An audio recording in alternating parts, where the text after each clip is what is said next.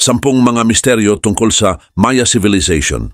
Welcome back sa Arvin Polo TV. Ang Maya Civilization ay isa sa mga pinakamakapangyarihang sibilisasyon na umusbong noong unang panahon sa rehiyon ng Mesoamerica, partikular sa Guatemala, Belize, Honduras at El Salvador.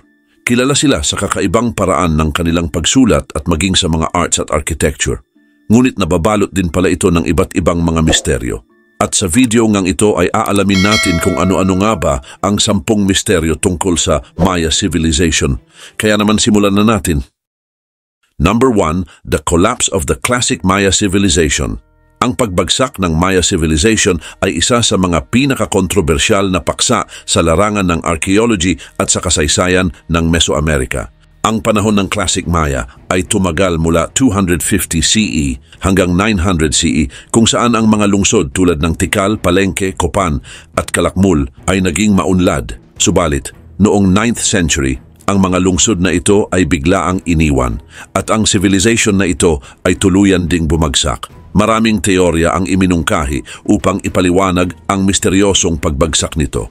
Una, ang mga Maya ay umaasa sa agriculture para sa kanilang kabuhayan at ang kanilang pagsasaka ay nakadepende sa magulong irrigation system at chinampas o floating gardens. Ngunit ang patuloy na paglaki ng populasyon ay nagresulta sa labis na paggamit ng lupa. Ang pagtatanim sa mga lugar na hindi angkop sa pangmatagalang pagsasaka ay nagdulot ng pagkasira ng lupa at kakulangan sa mga pagkain. At ang pagsasagawa nila ng deforestation upang makagawa ng mga bagong farms ay nagpalala sa problema na nagresulta naman sa erosion at pagkawala ng nutrients ng lupa. Pangalawa sa mga dahilan kung bakit bumagsak ang Maya Civilization ay dahil sa pagbabago ng klima. Ang ebidensya mula sa mga sediment core at stalagmites ay nagpapakita na ang rehiyon ng Maya ay nakaranas ng matinding tagtuyot sa pagtatapos ng Classic Period. Ang pagkakaroon ng tagtuyot ay nagdulot ng kakulangan sa tubig na mahalaga hindi lamang para sa agrikultura kundi pati na rin para sa pang-araw-araw na pangangailangan ng mga tao. Ang kakulangan sa tubig ay maaaring nagresulta sa pagkamatay ng napakaraming tao doon. Bukod dito, isa pa sa mga dahilan na ito ay ang pagkasira ng kanilang political system. Ang sistema ng pamahalaan ng mga Maya ay nakabase sa mga city-state na madalas nagkakaroon ng labanan para sa kapangyarihan at teritoryo. Ang patuloy na kompetisyon sa pagitan ng mga kaharian ay nagdulot ng paghina ng sistema ng kanilang politika. Number 2, Maya Script and Glyphs. Ang Maya Script na kilala rin bilang Maya Hieroglyphics ay isa sa mga pinakakomplikadong sistema ng pagsulat ng ancient Mesoamerica. Ginamit ito ng mga Maya sa loob ng mahigit 1 millennium mula sa pre-classic hanggang post-classic periods at patuloy na ginamit kahit sa panahon ng Spanish colonization. Ang script na ito ay naglalaman ng mga ideograms at syllabic characters na ginagamit upang ipahayag ang iba't ibang aspeto ng buhay ng mga Maya mula sa pang-araw-araw na gawain hanggang sa kanilang mga ceremonial activities. Kaugnay nito, ang Maya hieroglyphs ay karaniwang nakaukit sa mga altar, pader ng mga templo at sa mga codex. Ang bawat glyph block ay maaaring magkaroon ng 2 o higit pang mga simbolo na binubuo ng pangunahing glyph at mga affixes na nagbibigay ng impormasyon tungkol sa kahulugan ng mga simbolo. Ang paraan ng pagbabasa sa glyph blocks ay nagsisimula sa upper left, pababa at pagkatapos ay sa kanan naman. Dagdag pa rito, isa sa mga pangunahing bahagi ng Maya script ay ang kanilang kalendaryo na tinatawag na long count calendar. Gayun din, ang pagsusuri sa Maya glyphs ay nagkaroon ng malaking pagbabago noong 20th century, lalo na sa mga gawa ng mga epigrapher tulad ni Tatiana Proskouriakov at Yuri Knorosov. Isiniwalat ni Proskouriakov na ang ilang glyph ay nagpapahiwatig ng mga historical events at ng pangalan ng mga hari. Habang si Knorosov naman ay nagmungkahi na ang script na ito ay mayroong phonetic aspect na nagpatunay na ang ilang glyph ay kumakatawan sa mga tunog o syllables.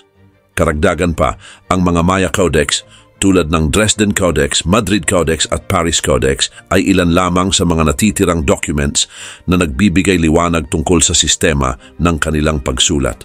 Ang mga codex na ito ay naglalaman ng mahahalagang impormasyon tungkol sa mga seremonya, astronomy at mythology ng mga Maya.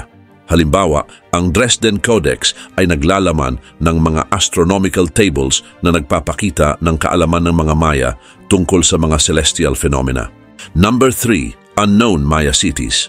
Marami sa mga Maya cities ang hindi pa rin natutuklasan o maaaring kulang pa sa mga impormasyon. Isa sa mga hindi gaanong kilalang lungsod ng Maya ay ang El Mirador sa Guatemala. Ang lungsod na ito ay kilala rin bilang The Lost City of the Maya. Ang El Mirador ay isang napakalaking pre-Columbian site na itinayo noong pre-classic period. Ang El Mirador ay nagsilbing tirahan ng ilan sa pinakamalalaking pyramid na itinayo ng Maya, tulad na lamang ng La Danta na tinatayang isa sa pinakamalaking istruktura sa buong mundo sa base area. Ang lungsod na ito ay napapalibutan ng malalawak na farm at mga daanan na nag-uugnay sa iba't ibang bahagi nito. Nagpapakita ito ng mataas na antas ng urbanization at organization ng mga Maya. Bukod dito, ang Calakmul naman ay matatagpuan sa Campeche State sa Mexico. Isa rin ito sa mahalagang lungsod ng Maya. Ang Calakmul ay isa sa mga pangunahing lungsod sa panahon ng Classic Maya na karibal naman ng kilalang Tikal sa Guatemala. Ngunit sa kabila ng kahalagahan nito ay marami pa ring bahagi ng Calakmul ang hindi pa natutuklasan. Dagdag pa rito, ang Nakbe ay isa pa sa mga sinaunang site sa Guatemala. Isa itong pangunahing sentro noong pre-classic period. Ang mga natuklasan dito ay nagsasaad tungkol sa isang maunlad na lipunan na mayroong mataas na antas ng kasanayan pagdating sa architecture at urban planning. Ang Nakbe ay nagkaroon ng malaking impluensya sa mga kalapit na lugar nito at ang style ng kanilang mga buildings ay makikita rin sa ibang mga lungsod ng Maya. Ang mga istruktura na natagpuan dito tulad ng mga templo, plaza at mga palasyo ay nagpapakita ng kahalagahan ng lungsod noong mga panahong iyon. Maliban dito, isa pa sa mga bagong Maya cities na natagpuan ay ang Holtun. Matatagpuan ito malapit sa Tikal. Ang Holtun ay isang medium-sized site na nagbibigay ng mahalagang impormasyon tungkol sa pang-araw-araw na buhay ng mga Maya. Ang mga excavation dito ay nagsasaad tungkol sa mga bahay, ceremonial sites at mga libingan na nakakatulong sa atin upang maunawaan at malaman natin ang patungkol sa mga ritual at kaugalian ng mga sinaunang tao. Karagdagan pa, sa Elzots naman na malapit sa Tikal ay natagpuan ang isang impressive complex ng mga gusali na kilala bilang The Devil's Pyramid. Ang lugar na ito ay isang mahalagang sentro ng kanilang seremonya at posibleng ginamit para sa mga astronomical observations. Number 4, the role of women. Ang mga kababaihan sa panahon ng Maya civilization ay nagkaroon ng mahalagang papel sa iba't ibang aspeto ng kanilang lipunan. Bagaman karaniwang iniisip na ang mga kalalakihan ang dapat na nangunguna sa mga political at religious aspect, ay hindi pa rin maaaring ipagsawalang bahala ang mga naging kontribusyon ng mga kababaihan sa lipunan, relihiyon, ekonomiya at kultura ng mga Maya. Samantala, ang mga kababaihan sa lipunan ng Maya ay may iba't ibang katayuan batay sa kanilang lahi at antas sa lipunan. Ang mga kababaihan na nagmula sa mga mayayamang pamilya ay mayroong mataas na katayuan at kadalasang nakakasali sa mga political at religious activities. Sila rin ay nagsisilbi bilang mga reyna, prinsesa at mga asawa ng mga hari na may mahalagang papel upang mapanatili ang mga alyansa sa pagitan ng iba't ibang mga kaharian sa pamamagitan ng kasal. Sa kabilang banda, ang mga kababaihan naman na nagmula sa mga pangkaraniwang pamilya ay abala sa mga gawaing bahay, pagtatanim at sa pakikipagkalakalan ng mga produkto. Bukod dito, malaki rin ang naging kontribusyon ng mga kababaihan sa relihiyon ng mga Maya dahil maaari silang maging pari at gumanap sa iba't ibang mga ritual na mahalaga para sa kanilang mga seremonya. Gayon din, ang mga tungkulin ng mga kababaihan na may kaugnayan sa kanilang pananampalataya ay nagpapakita ng kanilang connection sa mga Diyos at Diyosa at pinaniniwalaan din na mayroon silang kakayahan na makipag-usap sa mga espiritu at sa mga patay. Maliban pa rito, ang mga kababaihan ay mayroon ding mahalagang papel na ginampanan pagdating sa ekonomiya ng Maya civilization. Naging aktibo sila sa agriculture, partikular na sa pagtatanim ng mais na itinuturing naman bilang pangunahing pagkain ng mga Maya. Mahusay din sila sa paggawa ng mga tela, pottery at iba pang mga produkto na ginagamit sa pang-araw-araw na pamumuhay. Number 5, agricultural techniques. Ang Maya civilization ay kilala sa kanilang mga agricultural techniques na naging dahilan upang maging matatag ang kanilang ekonomiya.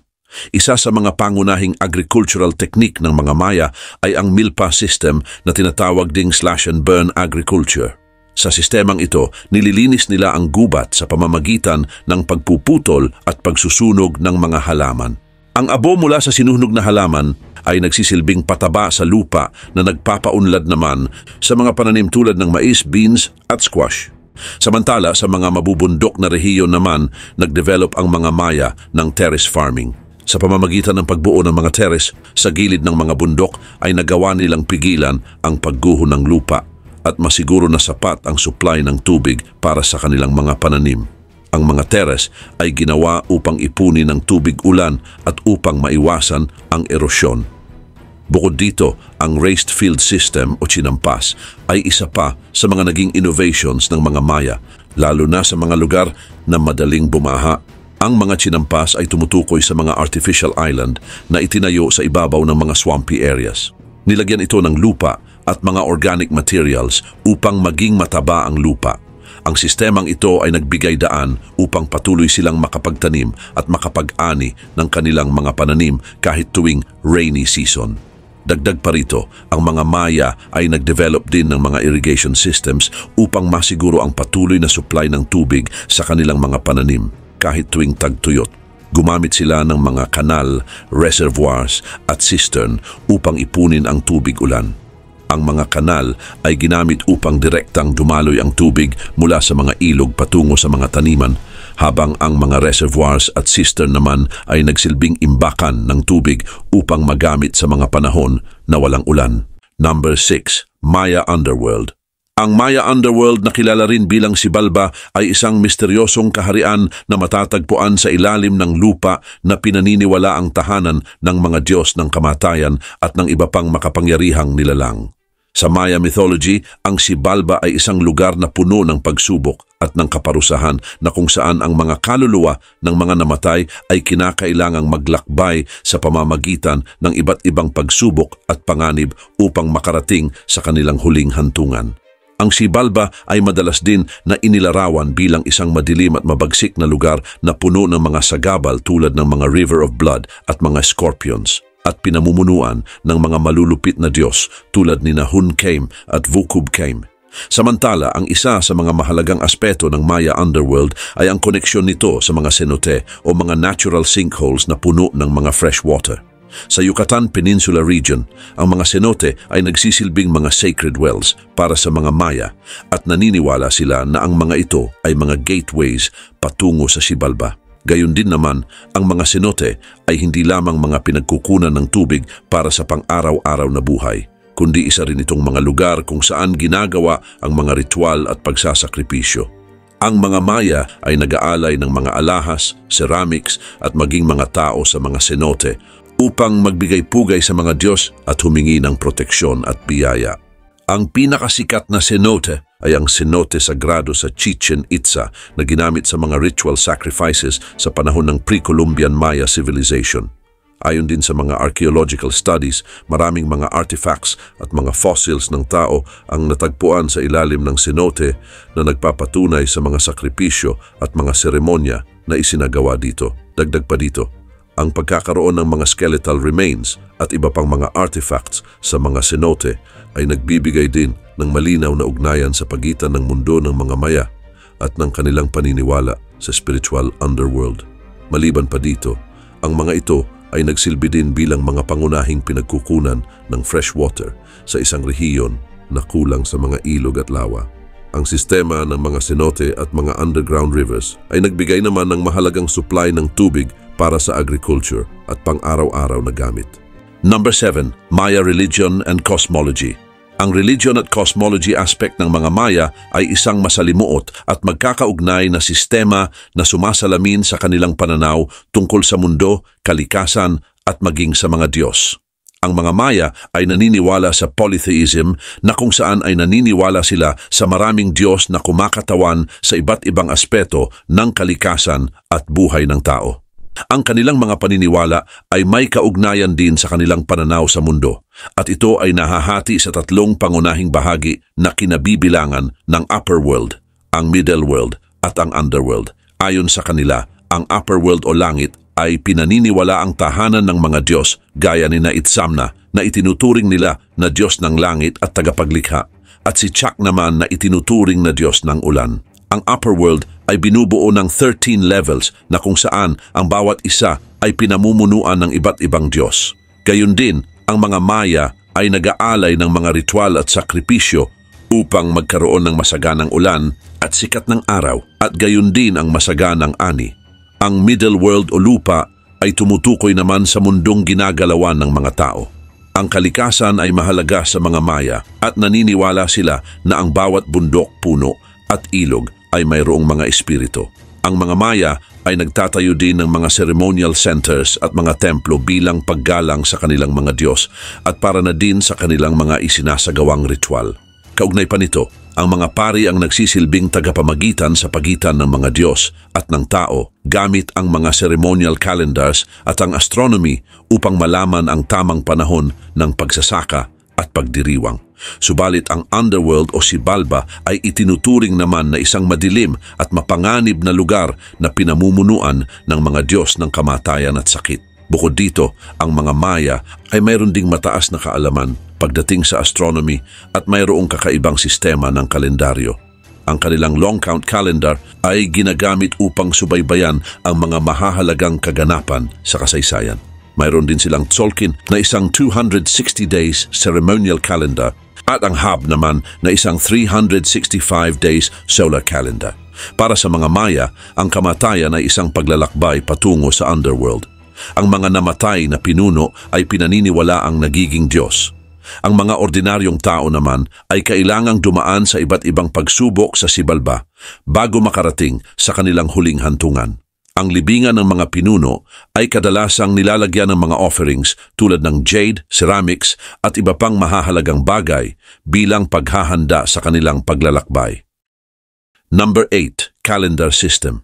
Ang mga Maya ay kilala sa kanilang napaka-advanced na paraan ng paggawa ng mga kalendaryo dahil gumamit sila ng iba't ibang cycles o stages upang subaybayan ang oras.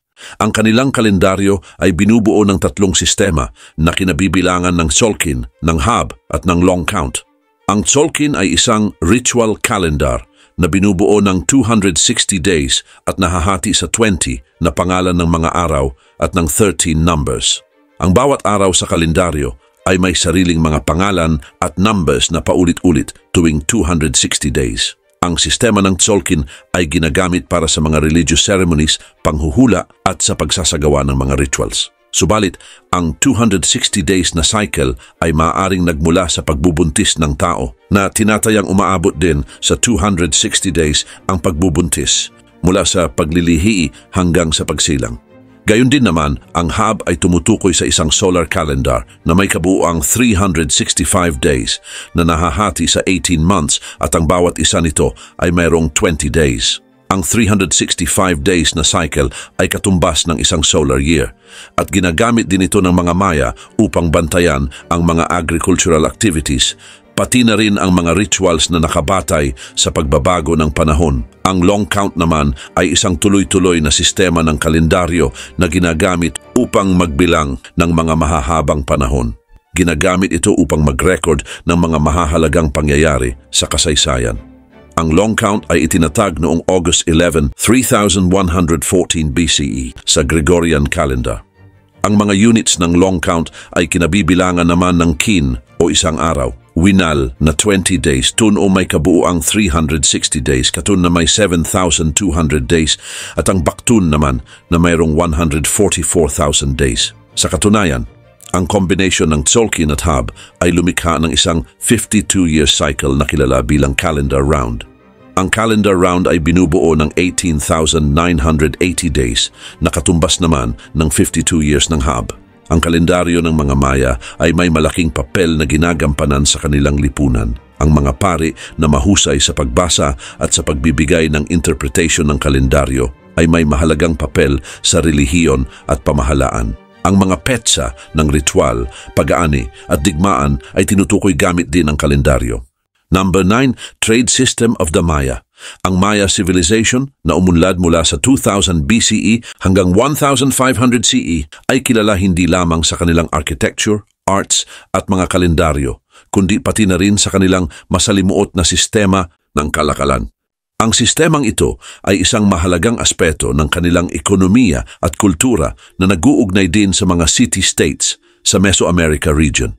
Samantala, ang kalakalan ng Maya ay pangunahing isinasagawa sa pamamagitan ng mga land-based na ruta na nag-uugnay sa mga malalayong komunidad. Ang mga ruta na ito ay dumadaan sa mga kagubatan at sa mga mountain range na mas pinapadali ng mga sacred routes na tinatawag naman na sakbeob. Ang sakbeob ay mga itinayo at pinatibay na daan na kadalasang gawa sa lime na nag-uugnay din sa mga pangunahing lungsod at sa mga ceremonial centers. Sa katunayan, ang Maya ay nakikipagkalakala ng iba't ibang produkto mula sa mga pangunahing produkto tulad ng corn, beans at kalabasa hanggang sa mga mamahaling mga produkto tulad ng jade, obsidian, mga balat ng hayop at mga cocoa. Ang cocoa ay mayroong malaking halaga dahil ginagamit ito bilang pera at sa paggawa ng mga chocolate drinks na ipinagkakaloob sa mga maharlika. Ang jade ay isa ring mahalagang kalakal na ginagamit sa paggawa ng mga alahas at mga kagamitan sa ritual. Ang obsidian naman na isang uri ng volcanic glass ay ginagamit para sa paggawa ng mga matatalas na kasangkapan at armas.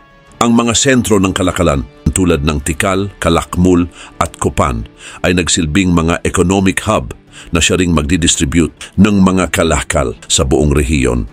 Ang Tikal na matatagpuan sa Guatemala ay isa sa pinakamakapangyarihang lungsod ng Maya at isa ring pangunahing sentro ng kalakalan.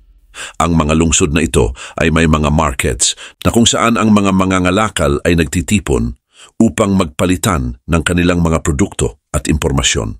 Subalit ang Maya ay hindi lamang nakikipagkalakalan sa loob ng kanilang teritoryo dahil mayroon din silang mga ugnayan sa market sa malalayong mga lugar tulad ng Central Mexico at sa Andean region.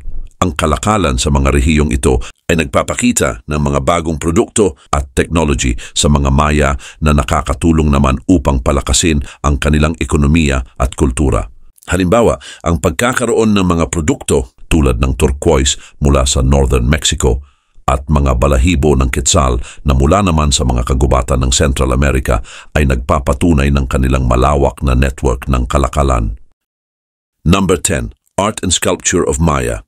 Ang sining at sculptures ng Maya Civilization ay isa sa mga pinakakilala at masalimuot na anyo ng sining sa ancient Mesoamerica.